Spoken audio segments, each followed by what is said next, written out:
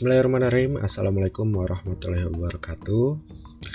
Pada kali ini di kuliah kewirausahaan olahraga kita akan membahas materi diawali dengan pertanyaan ini yang seringkali ditanyakan oleh banyak orang. Mengapa menjadi wirausaha? Jawaban pertama adalah kita tidak ingin menjalankan kewajiban sebagai karyawan dengan segala tuntutan kerjanya, dengan segala peraturannya. Lalu mungkin yang kedua adalah kita tidak ingin menjadi orang bayaran ya, yang dibayar secara mingguan, bulanan, harian, namun tetap tidak cukup untuk memenuhi kebutuhan bulanannya. Sehingga pada prinsipnya, keputusan untuk menjadi wirausaha adalah pilihan penting yang dibuat orang dan merupakan keputusan yang menentukan inovasi, persaingan, dan penciptaan lapangan kerja di tingkat sosial dan industri. Nah, pada pertemuan kali ini, kita akan membahas tentang profil wirausaha, fungsi makro dan mikro wirausaha, serta tren kewirausahaan dalam konteks global. Apa sih kewirausahaan? Ya, bisa didefinisikan sebagai pola pikir dan proses untuk menciptakan dan mengembangkan kegiatan ekonomi dengan memadukan pengambilan risiko, kreativitas, dan atau inovasi dengan manajemen yang baik dalam organisasi baru atau yang sudah ada. Itu merupakan penjelasan dari European Commission di tahun 2003. Menurut Hisrich dan kawan-kawan tahun 2007 disebutkan bahwasanya literatur kewirausahaan itu sangat luas, kompleks, dan beragam dengan meliputi ilmu ekonomi, sosiologi, bisnis, dan juga psikologi.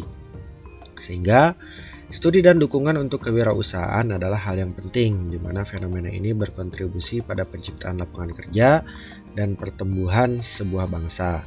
Selain itu, sangat penting juga untuk daya saing serta memicu potensi pribadi dan juga merupakan kekuatan pendorong dalam ekonomi pasar. Menurut Rupke, dikutip dari buku Suryana tahun 2001, profil wirausaha itu dijabarkan sebagai kewirausahaan rutin, ini yang pertama, yakni wirausaha yang melakukan kegiatan sehari-harinya cenderung menekankan pada pemecahan masalah dan perbaikan standar prestasi tradisional. Fungsi wirausaha rutin adalah mengadakan perbaikan-perbaikan terhadap standar tradisional, bukan penyusunan dan pengalokasian sumber-sumber. Wirausaha ini berusaha untuk menghasilkan barang, pasar, dan juga teknologi. Yang kedua adalah kewirausahaan arbitrase, yakni wirausaha yang selalu mencari peluang melalui kegiatan penemuan dan pemanfaatan. Kegiatan kewirausahaan ini tidak perlu melibatkan pembuatan barang dan tidak perlu menyerap dana pribadi wirausaha. Kegiatannya adalah spekulasi dalam memanfaatkan perbedaan harga jual dan harga beli. Sedangkan yang ketiga adalah kewirausahaan inovatif, yakni wirausaha dinamis yang menghasilkan ide-ide dan kreasi-kreasi baru yang berbeda. Ia merupakan promotor, tidak saja dalam memperkenalkan teknik dan produk baru, tetapi juga dalam pasar dan sumber pengadaan, juga peningkatan teknik manajemen dan metode distribusi baru. Kewirausahaan inovatif juga mengadakan proses dinamis pada produk, proses, hasil, sumber pembekalan, dan organisasi yang baru. Sedangkan menurut Zimmerer tahun 96, ia mengelompokkan profil wirausaha sebagai berikut. Yakni yang pertama ada part-time entrepreneur, yaitu wirausaha yang hanya setengah waktu melakukan usaha, biasanya sebagai hobi, sehingga kegiatan usahanya hanya bersifat sampingan. Lalu ada home-based new ventures, yaitu usaha yang dirintis dari rumah atau tempat tinggalnya. Ada juga family-owned business, yaitu usaha yang dimiliki atau dilakukan oleh beberapa anggota keluarga secara turun-temurun. Lalu juga ada co-preneurs, yaitu usaha yang dilakukan oleh dua orang wirausaha yang bekerja sama sebagai pemilik dan menjalankan usahanya bersama-sama. Baik, kita lihat, jadi dalam dekade terakhir ini semakin banyak kelompok peneliti yang semakin tertarik pada karakteristik pribadi dari wirausahawan. Mereka telah menemukan bahwasanya perbedaan individu tertentu seperti sifat, kemampuan, sikap, tingkat kognisi, motif dari nilai, dan juga tujuan itu terlihat sebagai yang membedakan antara pengusaha dan orang-orang biasa. Selain itu, kualitas pribadi ini hadir dalam ukuran yang berbeda-beda pada wirausahaan yang sukses. Dengan demikian, variabel kepribadian dapat memainkan peran penting dalam perkembangan teori kewirausahaan. Nah, apa saja sih karakteristik pribadi pengusaha? Kita lihat yang pertama, itu tentunya mereka selalu penuh gairah. Pengusaha sukses memiliki semangat untuk apa yang mereka lakukan, apakah itu penemuan baru, perbaikan pada produk yang sudah ada, atau layanan revolusioner. Pengusaha sukses percaya bahwa penawaran mereka akan mengubah jalan permainan dan mereka tahu mengapa. Mereka juga tahu bagaimana menyampaikan semangat ini kepada orang lain. Lalu yang kedua, tentunya mereka paham akan bisnis. Sebagai wirausahawan, kita harus melakukan segalanya dalam bisnis kita, setidaknya di awal. Bahkan saat kita tumbuh dan mempekerjakan staf, kita tentunya masih ingin tahu apa yang terjadi di bidang akuntansi, di bidang pemasaran, di bidang pembelian, dan di bidang manapun. Yang ketiga, tentunya mereka akan percaya diri. Keyakinan adalah salah satu karakteristik utama seorang pengusaha. Yang ini berjalan seiring dengan semangat ya, di mana pengusaha sejati percaya bahwa mereka memiliki kemampuan untuk membawa produk mereka ke pasar.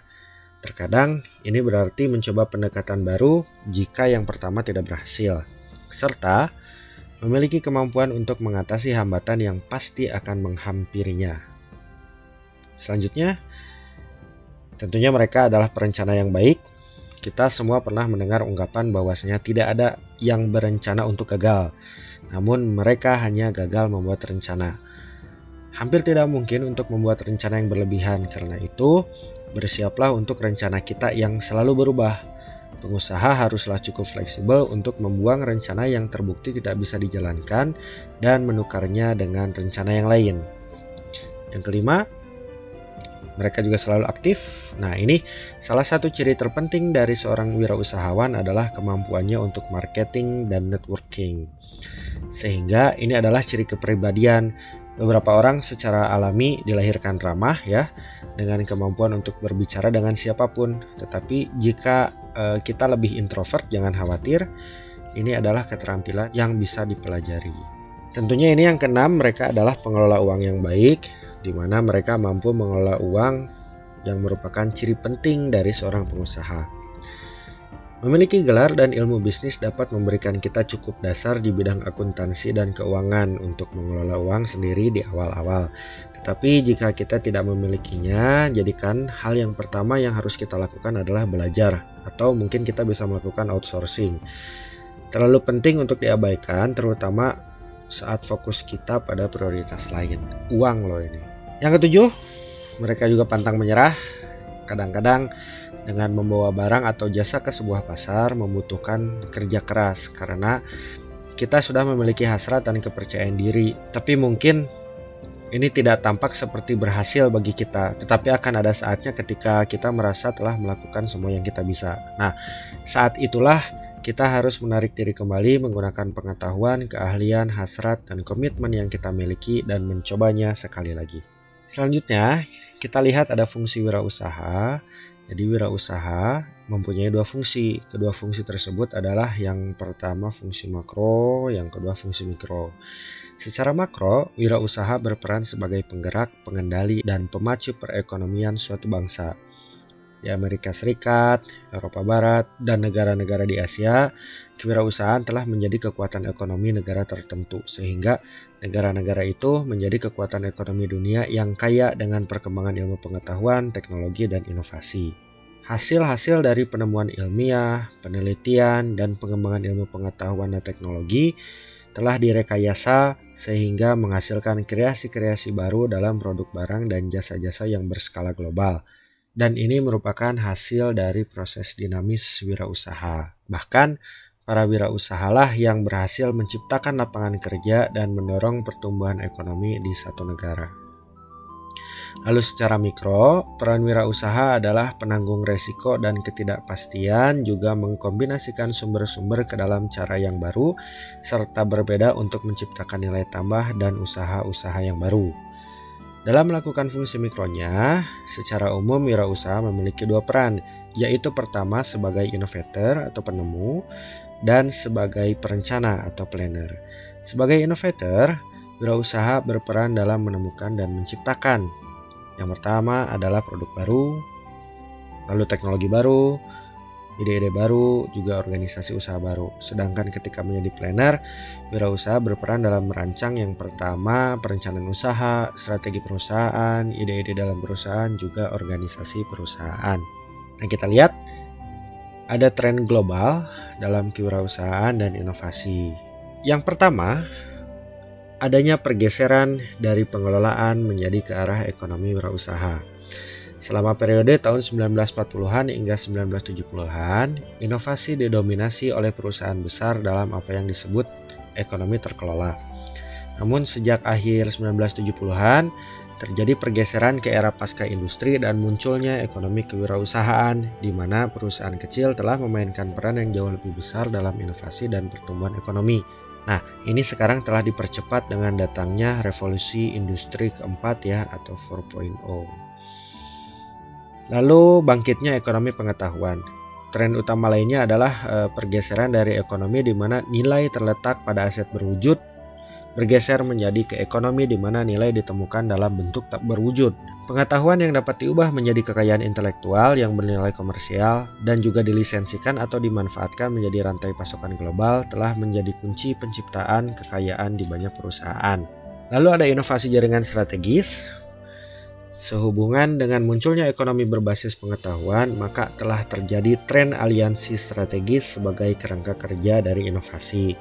Selama abad ke-20 sendiri, perusahaan besar telah berubah dari struktur yang terintegrasi secara vertikal, di mana semua operasi dilakukan dalam perusahaan menjadi bisnis outsourcing dengan jaringan subkontraktor yang besar.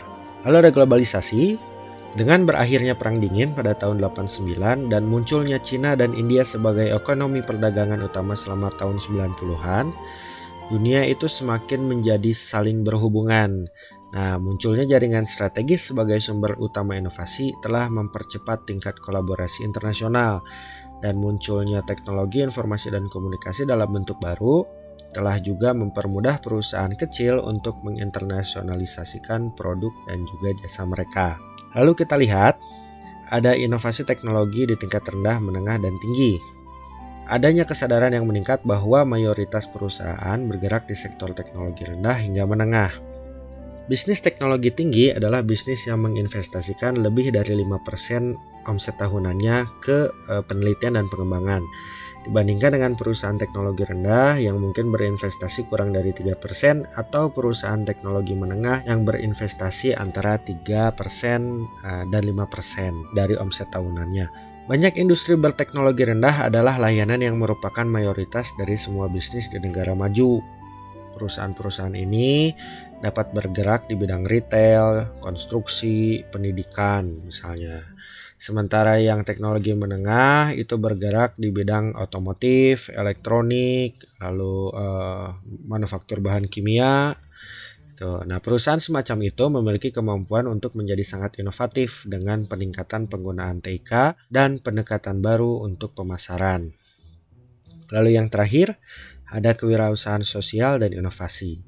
Tren utama lainnya adalah semakin dikenalnya kewirausahaan sosial dan inovasi sebagai bidang kegiatan yang berbeda. Pengusaha sosial ditemukan di sektor nirlaba dan berusaha untuk mengurangi ketidakseimbangan ekonomi dan sosial dalam masyarakat melalui mekanisme inovatif dan giat-giat mereka. Contohnya ada Muhammad Yunus, yaitu seorang ekonom dari Bangladesh yang mendirikan Grameen Bank yang memberikan pinjaman mikro kepada orang miskin. Grameen Bank itu didirikan pada tahun 83. Mereka memberikan pinjaman terutama kepada wanita yang menggunakan uangnya untuk mendirikan usaha mikro. Nah, bank ini terbukti sangat sukses dan telah membantu mengentaskan kemiskinan bagi puluhan juta orang. Di sini juga kita bisa lihat adanya tantangan kewirausahaan dalam konteks global, ya, dimulai dari tantangan persaingan global, pengangguran, tanggung jawab sosial, kemajuan teknologi, gaya hidup, etika, keanekaragaman angkatan kerja, juga pertumbuhan penduduk. Dalam konteks persaingan global yang semakin terbuka sekarang ini, banyak tantangan yang harus dihadapi. Sehingga setiap negara dan bangsa harus bersaing dengan menonjolkan keunggulan sumber dayanya. Negara-negara yang unggul dalam sumber dayanya akan memenangkan persaingan. Sebaliknya, negara-negara yang tidak memiliki keunggulan bersaing dan sumber dayanya akan kalah dalam persaingan dan tidak akan mencapai banyak kemajuan di negaranya. Negara-negara yang memiliki keunggulan bersaing adalah negara yang dapat memberdayakan sumber daya ekonominya dan dapat memberdayakan sumber daya manusianya secara nyata. Sumber ekonomi tentunya dapat diberdayakan apabila sumber daya manusia memiliki keterampilan kreatif dan inovatif. Sehingga metode yang digunakan untuk mengukur dampak kegiatan kewirausahaan terhadap perekonomian dapat meliputi jumlah upaya startup, pendirian perusahaan, perubahan pengembalian pajak bersih, dan juga jumlah wirausahawan. Dengan demikian, perusahaan wirausaha berkontribusi pada ekonomi dalam hal pembaruan ekonomi dan juga memungkinkan individu untuk memasuki arus utama sosial dan ekonomi. Sekian yang bisa saya sampaikan. Silahkan jika ada diskusi bisa disampaikan langsung melalui kolom komen. Jangan lupa like, follow, and subscribe. Terima kasih atas perhatiannya. Bila taufiq wal hidayah. Wassalamualaikum warahmatullahi wabarakatuh.